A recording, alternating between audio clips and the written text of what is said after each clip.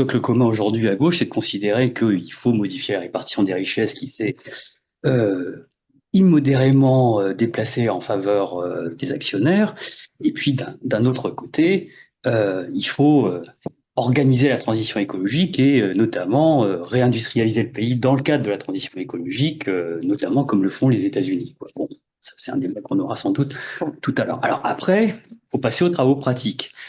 Euh, si on regarde très concrètement les choses, le programme du nouveau Front populaire a été élaboré en quelques heures et il a compilé un ensemble de slogans de campagne dans un plan détaillé, relativement cohérent, mais bon, c'est un peu une liste à l'après-vert. Et donc, quand on passera aux travaux pratiques, je pense notamment s'il faut élaborer une loi de finances, il y aura des priorités qui seront nécessairement hiérarchisées. Euh, et, euh, et là, ça sera le travail des parlementaires que de le faire. Alors, sur les salaires, nous ne sommes plus en 1981 et le partage salaire-profit s'est considérablement déplacé depuis 1981 en défaveur des salariés. Je rappelle qu'à l'époque, la part des salaires dans la valeur ajoutée était excessivement élevée aux yeux du patronat. Elle était historiquement élevée puisqu'elle représentait 75% de la valeur ajoutée des entreprises non financières. Aujourd'hui, le balancier est allé dans l'autre sens. Il y a eu 35 ans de néolibéralisme et le capitalisme financier a joué sur la modération salariale pour restaurer la part des profits dans la valeur ajoutée pour servir les dividendes. Tout à fait courte, mais grosso modo, c'est ce qui s'est passé. Et donc aujourd'hui, la part des salaires s'est effondrée à 67%. Hein, 67-68%. Et elle est historiquement basse, alors que la part des profits, 32-33%, elle est historiquement élevée. Donc, d'un point de vue macroéconomique, il n'est pas incongru de rééquilibrer le partage salaire-profit, sachant que le partage salaire-profit d'équilibre pendant les Trente Glorieuses où régnait le plein emploi, c'était 70 pour les salaires et 30 pour les profits. Là, on est à 67-33, si vous voulez. Donc, il y a 3 points de PIB qu'on peut au moins bouger des profits vers les salaires. Sans que ça pose de problème macroéconomique et au contraire, ça pourrait, si on prend, je ne vais pas rentrer dans la technique, mais si on prend un modèle post-keynésien macroéconomique, ça peut créer, si on est en régime tiré par les salaires, ça peut, c'est-à-dire un régime où la part des salaires est trop faible, là, si vous augmentez les salaires, eh bien, vous créez des effets macroéconomiques désirables, puisque vous avez plus de demande à court terme et donc une croissance soutenue. Et à long terme, la croissance entraîne ce qu'on appelle un effet accélérateur sur l'investissement, et l'investissement du cours repart à la hausse. Donc, il peut y avoir des effets macroéconomiques bénéfiques à la hausse des salaires. Et de ce point de vue, la hausse du SMIC, elle est importante non seulement pour les bas de salaire, parce que elle va aussi entraîner un mouvement général. Dans le programme du nouveau Front populaire, il y a l'idée d'une conférence salariale. Oui.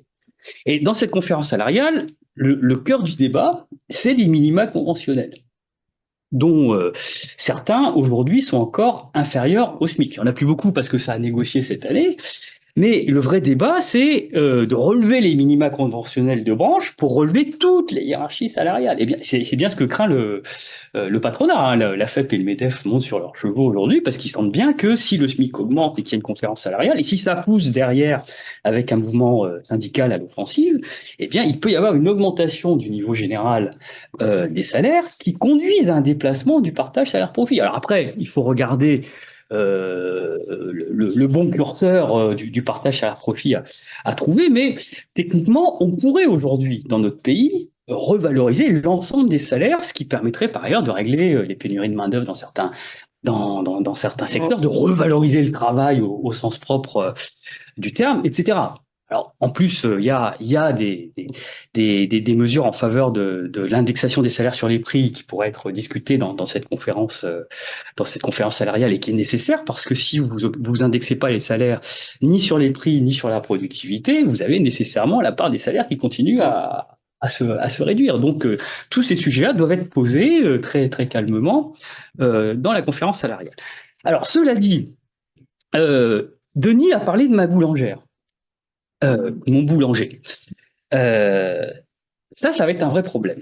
Parce que là, j'ai raisonné au plan macroéconomique. Oui. Si on passe maintenant dans la vraie vie, l'économie, c'est pas seulement les grandes entreprises, c'est un tissu d'entreprises hétérogènes avec des sous-traitants, avec des services marchands à faible valeur ajoutée, avec en France un secteur hôtel, café, restaurant qui est un des piliers d'un modèle où le tourisme est devenu l'un des piliers de l'économie française. Et dans ces secteurs-là, si vous leur imposez un SMIC à 1600 euros, une hausse de cotisation sociale pour financer la retraite de 5 points, puisque sur 5 ans, ça va faire 5 points, ce qui est prévu.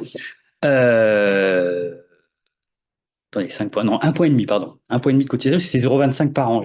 C'est ça, c'est 1,5 point. Donc, hausse des cotisations sociales, hausse du SMIC et toutes les autres mesures en faveur du pouvoir d'achat, des salaires. Est-ce qu'ils vont pouvoir supporter, sachant que leurs gains de productivité sont nuls, quasiment, hein, dans le secteur des services, alors que dans l'industrie, vous avez des gains de productivité qui vont jusqu'à 5%. Bon. Donc, en plus, si on bloque les prix, parce qu'il y a le blocage des prix. Donc, si vous bloquez les prix qui ne peuvent pas répercuter sur l'inflation, bon, il y a un problème pour ce tissu-là. Et donc là, il y aurait toute une réflexion à avoir qu'on a avec Denis depuis des années, qui est l'assiette des cotisations patronales, qui n'est pas évoquée dans le programme, mais nécessairement, ça viendra, cette affaire. Et il faudra imaginer, pour financer la protection sociale obligatoire, une assiette de cotisation patronale qui permette de taxer plus les entreprises à forte valeur ajoutée que les entreprises à faible valeur ajoutée. Alors, c'est pas dans le débat aujourd'hui, mais ça fait partie des choses que nécessairement on va devoir discuter si on passe à la vraie vie et si on veut vraiment que le tissu des PME et les entreprises de services puisse fonctionner. Il est prévu 150 milliards de dépenses nouvelles d'ici 2027. Ben, comment on fait? Réponse du programme, financement par l'impôt.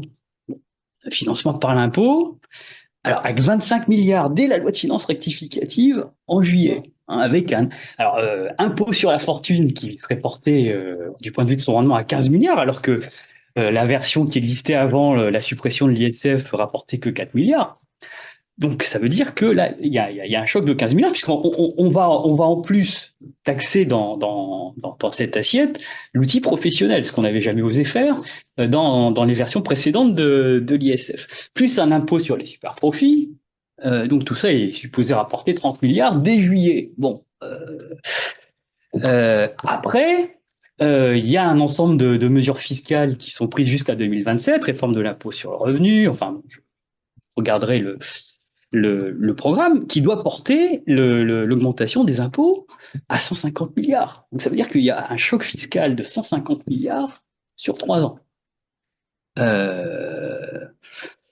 C'est chaud quand même. 150 milliards, c'est un point de PIB, c'est 3 000 milliards, allez, allons vite, c'est 5 points de PIB, quoi. C'est 5 points de PIB de choc fiscal. Je suis pas sûr que, bon, même si on n'aime pas le patronat, je suis pas sûr que il n'y ait pas un débat dans ce pays sur la grève de l'investissement que risque de faire le camp d'en face, quoi. Bon, euh, est-ce qu'il n'aurait pas été possible d'envisager un financement d'une partie de ces dépenses? Déjà dans les dépenses, il y aura des priorités affichées, mais est-ce qu'une partie n'aurait pas pu être financée effectivement par l'emprunt? La moitié, ce qui atténue le choc fiscal et qui permet par ailleurs de bénéficier, enfin d'ouvrir le débat sur la gouvernance économique de l'Union européenne, où on a vu, et Isabelle il a fait allusion, pendant la crise Covid, et même depuis 2014, la Banque centrale a fait montre de sa capacité à permettre le financement par les États à bateau. Hein, sans entrer dans la technique, il s'agit pour elle il s'est agi d'engager des programmes de rachat de dettes publiques et privées, mais 80% de dettes publiques sur ce qu'on appelle le marché secondaire, c'est-à-dire un marché d'occasion des titres, des titres obligataires, si bien que sur le marché primaire, quand l'État s'endette, il peut émettre à taux très bas, puisque les marchés qui achètent de la dette publique savent qu'ils peuvent la refourguer à la Banque centrale. Donc, les taux auxquels émettent les États étaient de fait très bas jusqu'à 2022, moment où la Banque centrale a cessé ses programmes de rachat de dette. Donc, on sait aujourd'hui en Europe faire en sorte de faciliter les conditions de financement des politiques publiques. C'est pour ça qu'on s'est financé à taux zéro et même à taux négatif pendant la crise Covid. Et j'irai même plus loin, puisque pendant cette période, la Commission européenne avait été mandatée pour réformer le pacte de stabilité afin de permettre à chaque État, pour engager sa transition écologique très précisément, euh, de prendre le temps nécessaire. Il était évoqué 7 ans dans le texte initial de la Commission, pour permettre aux États de revenir dans les clous. Les États qui faisaient l'objet d'une procédure de déficit comme la France. On leur laissait 7 ans pour revenir dans les clous, pour engager la transition écologique, pour qu'ils puissent s'endetter très précisément. Et l'idée, c'était que la Banque centrale, dans la gouvernance économique imaginée, puisse, ça c'était avant la crise inflationniste, puisse permettre aux États de se financer à bateau. C'était ça le schéma. Très intéressant. Malheureusement, la France n'a pas poussé. Et elle ne l'a pas fait parce qu'elle a suivi l'Allemagne qui a rejeté cette réforme. Puisque le ministre des Finances allemand a réussi à introduire ce qu'il appelle un frein budgétaire en imposant aux pays en déficit excessif de réduire tous les ans de 0,5 points de PIB leur déficit dans le nouveau texte qui n'était pas la version initiale de la Commission. Et personne n'a mené la bataille. Quand je dis personne, les États, les députés européens ont mené la bataille, ils l'ont perdu. Mais les États n'ont pas mené la bataille. Et parce que tout le monde s'est couché derrière l'Allemagne. Donc là, il y a un vrai sujet. D'un point de vue technique, on peut aujourd'hui financer la transition écologique en permettant aux États de s'endetter à bateau. Et c'est ce chantier qu'il faut ouvrir à l'échelle européenne pour permettre à chaque État de le faire. Et c'est ça qu'on aurait aimé voir, enfin, que moi j'aurais personnellement aimé voir dans le programme, parce que là, tout mettre sur les impôts, bon, on s'expose à la critique de l'irréalisme et du choc fiscal. Et on s'attaque pas à la conception. Et on s'attaque pas. Alors, à la je termine conception en 2 mots. On s'attaque pas au problème clé de la transition écologique aujourd'hui, qui est l'investissement, l'engagement de l'État stratège. Et là-dessus, Pisani-Ferry et Mahfouz ont raison, les deux économistes qui ont commis un rapport invitant à ce que l'État engage tous les ans 33 milliards de dépenses en faveur de la transition écologique à l'horizon 2030. C'était le chiffrage qu'ils avaient fait. Et donc ça, on ne peut le faire qu'en empruntant et en jouant, comme il le propose, sur une fiscalité sur les hauts patrimoines, mais aussi en s'endettant et en réformant le pacte de stabilité, parce que sinon, on ne peut pas mettre en chantier un Inflation Reduction Act à l'américaine dans chaque pays européen. Or, aujourd'hui, c'est ce qui s'impose si on veut relocaliser les filières de production. Et par conséquent, le seul instrument auquel on se réfère en Europe aujourd'hui, et je pense que c'est insuffisant, c'est ce qu'on appelle le pacte vert, qui est l'objet de toutes les critiques. Alors, le RN dit qu'il va trop loin, mais en vérité, dans le pacte vert, il n'y a rien. À part la réglementation et un marché carbone étendu par un mécanisme d'ajustement carbone aux frontières aux pays tiers, qui se traduit par des taxes en plus, en vérité. C'est pour changer le comportement des agents, comme on dit en économie mainstream. Mais si les agents peuvent pas consommer autre chose, c'est parce qu'on n'a pas investi dans les infrastructures nécessaires pour les moyens de transport alternatifs, les énergies renouvelables, etc., etc., et ben, on n'est pas sorti de l'auberge. Donc, c'est vraiment le sujet, c'est comment on permet aux États d'investir. Il faut de l'investissement public parce que vous avez vu l'état des universités, des hôpitaux, des écoles et des commissariats de police. Donc, il faut investir en infrastructure. Et ça, c'est l'État qui doit commander au secteur du bâtiment le fait de construire les infrastructures nécessaires. Et c'est important notamment dans le domaine de la santé, puisque nous avons des déserts médicaux. et ces déserts médicaux doivent faire l'objet d'un débat sur la carte hospitalière, débat qui d'ailleurs n'est pas mentionné dans le programme, mais qu'il faudra soulever, parce que le modèle d'une carte hospitalière où vous avez des pans entiers de territoire où il n'y a pas de maternité, où il n'y a pas de bloc opératoire, parce qu'on a décidé qu'il y aurait un seul CHU qui concentrerait tout ça et des maisons de santé qui sont en fait des dispensaires. Bon, là, il y a un vrai sujet. Et si on met quelque chose sur les déserts médicaux, il va falloir de l'investissement public. Alors après, c'est du personnel. Et les libéraux, à chaque fois, ils vous disent non, non, c'est pas un problème d'effectif. Sauf que j'attire votre attention sur le fait que si vous mettez des lits d'hôpitaux, mais qu'il n'y a pas de personnel soignant à côté, bah, vous n'ouvrez pas les lits. Et les lits d'hôpitaux et le personnel, autrement dit, l'investissement et le fonctionnement, c'est des biens qui ne sont pas substituables, mais qui sont complémentaires, comme on dit en économie.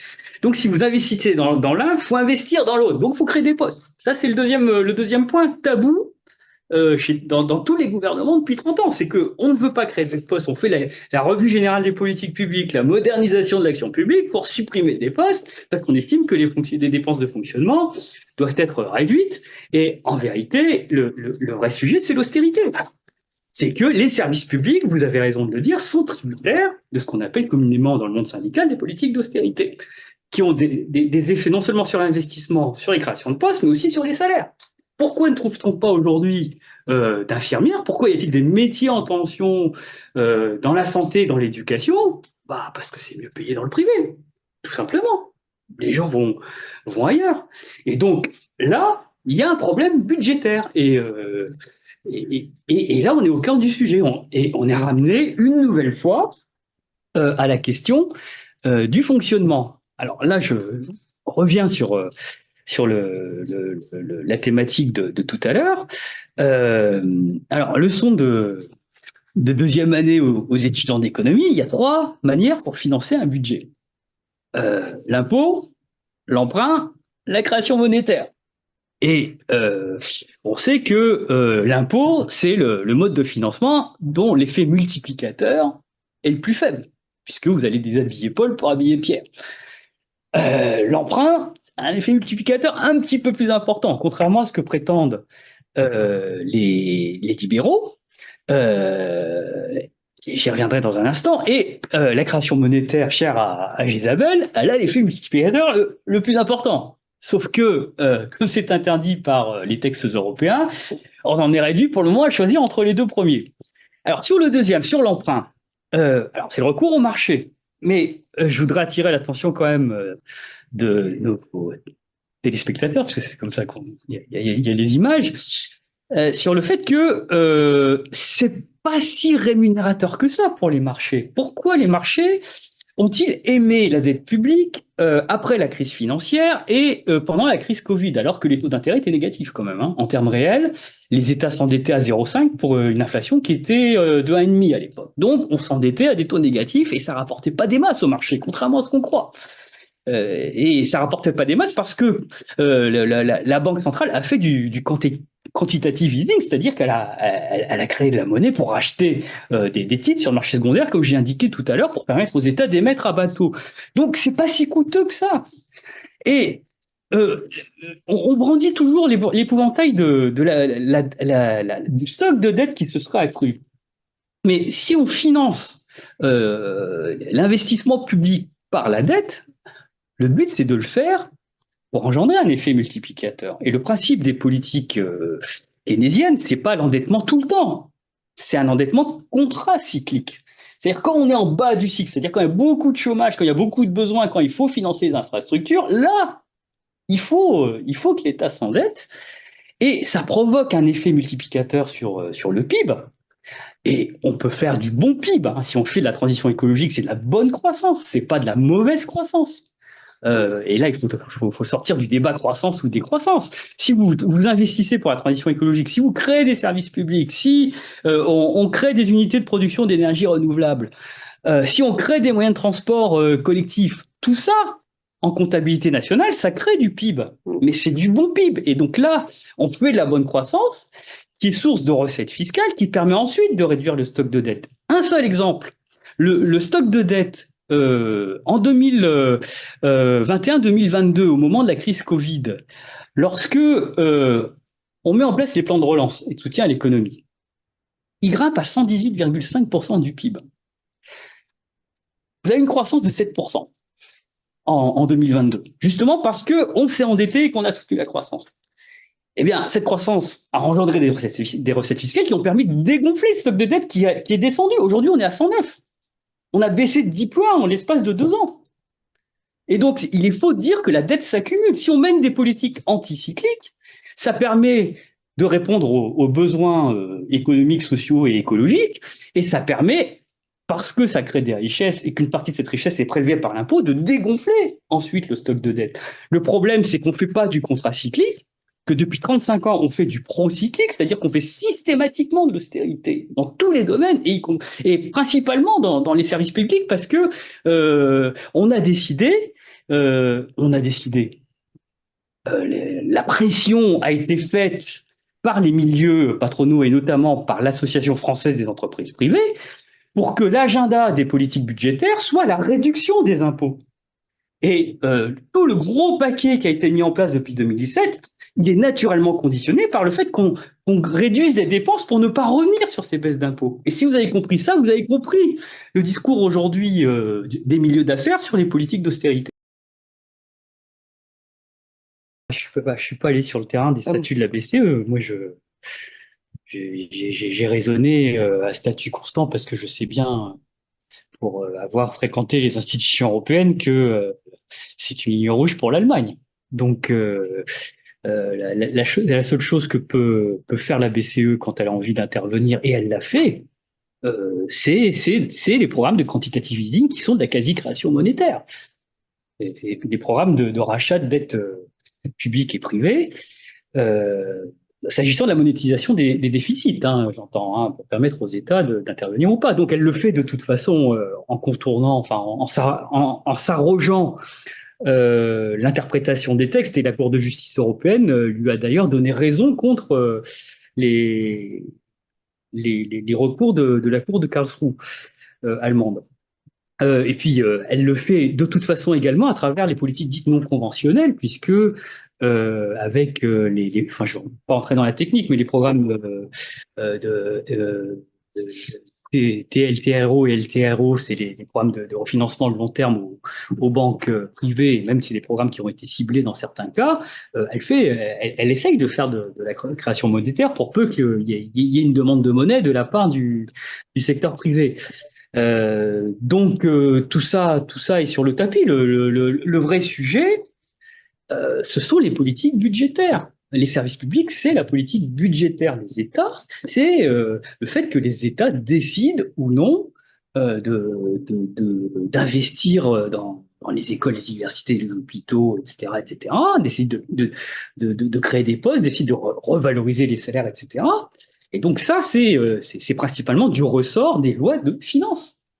Et les lois de finances, ça se finance par les recettes et par l'emprunt. Et donc, le vrai sujet, c'est le pacte de stabilité, c'est la gouvernance économique européenne, et c'est la relation en bonne intelligence entre le quantitative easing de la Banque centrale, si elle décide de renouer avec, parce que pour le moment, ça a été suspendu, parce qu'on a renoué avec l'orthodoxie budgétaire pendant la période inflationniste, et puis le fait qu'aujourd'hui, il faudra remettre en chantier la réforme du pacte de stabilité que j'évoquais tout à l'heure. Alors, c'est évoqué à demi-mot dans le programme du nouveau Front populaire, mais comme malheureusement la plupart des partis français se foutent de la question européenne entre deux élections, là, il y a un vrai sujet qu'il faudra embrasser à bras-le-corps.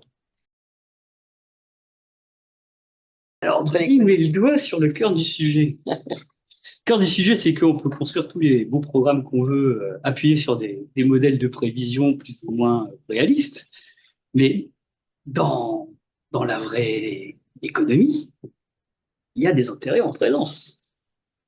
Il y a ce qu'on appelle chez Gabriel Péry des classes sociales, avec des intérêts bien identifiables. En 1980, la dernière fois qu'on a appliqué un programme de ce type, contrairement à ce qu'on croit, il a marché le programme. Il y a toute une campagne de dénigrement pour dire le programme de 80 était débile. Il n'est pas débile. Euh, si on prend les grandeurs macroéconomiques, tout a fonctionné, hein. L'investissement, la consommation, la croissance, le chômage s'était stabilisé, l'inflation s'est pas emballée, s'est stabilisée malgré la hausse des salaires. Le seul point noir, c'était le déficit du commerce extérieur, qui était conjoncturel parce qu'on avait un choc pétrolier, plus un monde qui était en récession et qui réduisait sa demande à la France, et donc on avait un déficit conjoncturel qui pouvait très bien s'ajuster par un ajustement monétaire. Et c'était le débat de l'époque, des fameux visiteurs du soir. Pourquoi on n'a pas fait l'ajustement monétaire? Parce qu'on avait choisi de faire l'euro déjà. Enfin, dans la tête de Delors, qui était aux finances, il fallait faire l'euro. Après, donc il fallait s'accrocher aux marques. Donc, on a fait le tournant de la rigueur pour équilibrer à court terme la balance commerciale. Alors, je ne développe pas sur ce point, je le rappelle simplement pour dire que ça avait marché, parce qu'à l'époque, malgré toutes les imperfections de la politique qui a été menée, et on pourrait revenir là-dessus, l'offre, comme tu dis, Denis, elle était contrôlée par la puissance publique. Les entreprises stratégiques étaient contrôlées soit majoritairement, soit complètement par l'État. On avait nationalisé, et même avant les nationalisations, la France des Trente Glorieuses, c'est une France qui finit avec les participations croisées, les noyaux durs, etc., etc. Et on avait un système bancaire nationalisé qui finançait très précisément à très bas taux les projets de réindustrialisation qui étaient dans les cartons. Et le tout était parfaitement cohérent si on n'avait pas fait le tournant de la rigueur. Bon. Et donc ça marchait sur le plan macroéconomique, nonobstant ce problème conjoncturel du commerce extérieur.